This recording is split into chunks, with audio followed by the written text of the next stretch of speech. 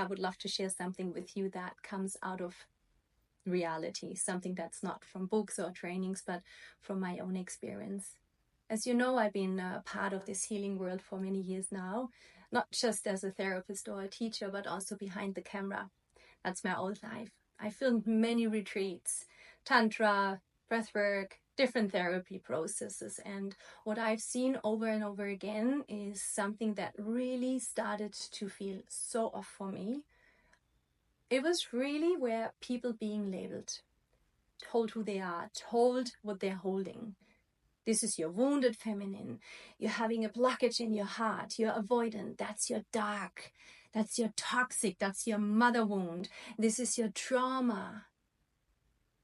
And I've watched people, beautiful, sensitive people, receiving this in a moment when they were already open and vulnerable. And instead of feeling more held or more clear, they even left more confused, more broken, and more dissociated.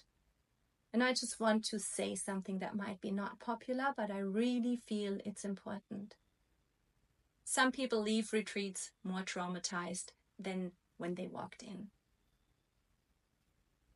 Because we're giving people concepts before we're giving them the contact. We're offering labels when what they really need is actually love. And often what I saw was that people weren't actually releasing emotion. They were performing it. They were learning a language that is just not like how the body speaks. They were screaming because they thought they were supposed to scream. Because that's what healing looked like, right? But the body doesn't heal through performance. It heals through presence. And that's where my path started to shift. That's where I came back to myself. I wanted something more grounded, more safe, more true. And that's when I also found internal family system, IFS. And this changed for me everything, because in IFS, we don't label someone's experience. We don't call a 4-year-old child toxic or a dark feminine, right? We meet apart. So I want to invite you for a moment with me. Take a deep breath. Close your eyes. Imagine a 4-year-old self standing right in front of you.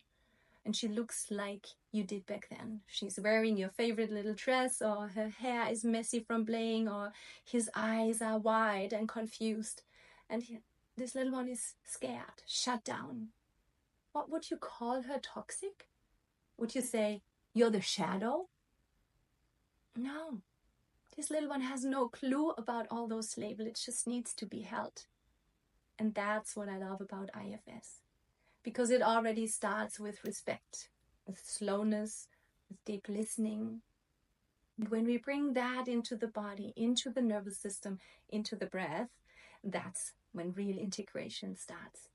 Shadow work means meeting the parts of yourself you've suppressed, denied, rejected. The parts that got pushed away because they didn't feel safe to be seen. The parts that were labeled too much, too emotional, too wild, too sensitive.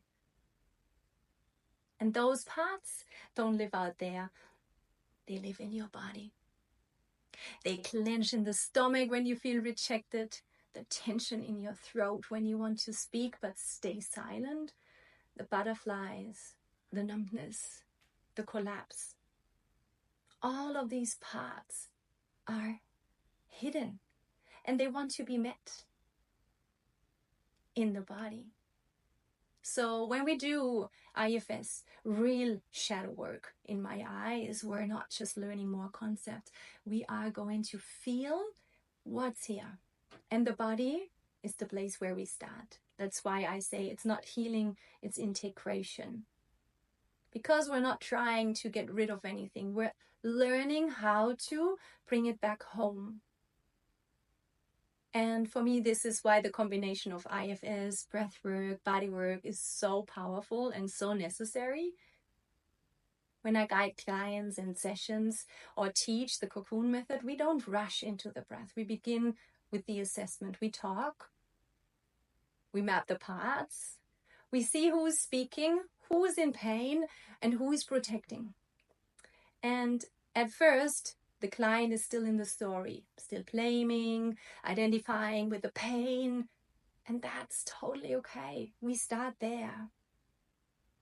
But something always happens. We meet a part, we stay with it, and we start listening. And then suddenly there's compassion. There's space. The charge around the story really starts melting, and then we breathe. We even open up the body even more. We invite our nervous system to come along and to work on the root. Because that's the next layer. The part isn't just an idea anymore in your mind. It lives in a place in the body, and the breath becomes the bridge. We integrate through the breath. We meet holding the pattern. We breathe into it. We let the body move. We let the story rest so our brain can silence. And in that moment, something very quiet happens, a soft landing, a deep knowing, a sense of, I'm actually okay. This is why I call it my bestseller session. So these 3-hour journeys combining IFS and breathwork, because you can really go deep here, but we go safe. And this is why I teach also that in the Cocoon Method training. Because if you want to hold space for others, you need to know this work for yourself. You need to know your own parts. The one that wants to, fix. The one that gets a little impatient when clients talk too much. The one that dissociate when it gets too much. Maybe you're tired, then you're judging. The protective ones that say, I'm doing this wrong. Your medicine is your presence. And that is what you also learn in the IFS, is really coming to the self, having that compassion. And the more you meet your own parts, the safer you become for others. This is what I teach, this is what I live, and this is what I stand for. We don't need more labeling, we don't need more intensity, we need more gentleness, more responsibility, more body, more breath, more truth. Take a deep breath. Thank you for your listening. And just feel what's here right now. This is where it begins. Thank you.